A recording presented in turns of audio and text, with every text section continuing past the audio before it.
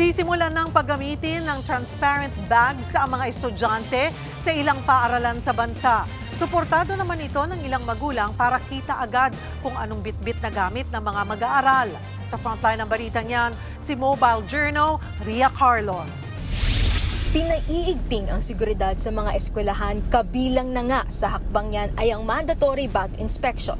Sa General Mariano Alvarez Cavite, sinusulong na ang pamamahagi ng 27,000 transparent bags. Para yan sa mga mag-aaral mula grade 2 hanggang senior high school sa mga pampublikong paaralan.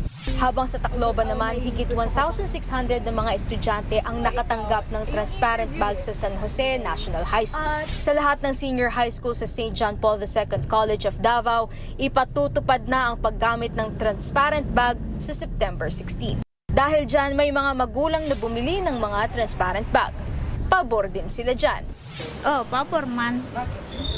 Para alam kung anong nasa sulod ba. Hindi na sila makadala ng yung mga pang barel.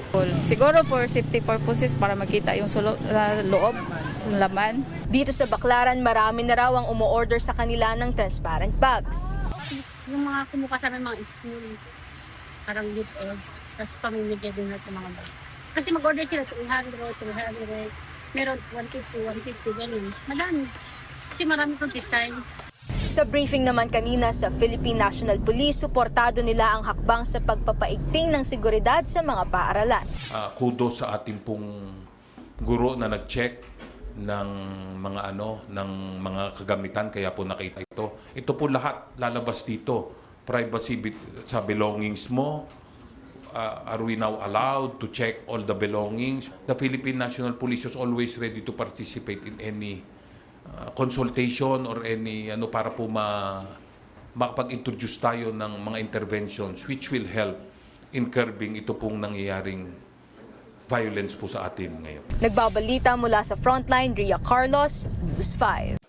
Mga kapatid, Cheryl Hosing po. Maging maalam at may pakialam sa mga napapanahong issue at headlines.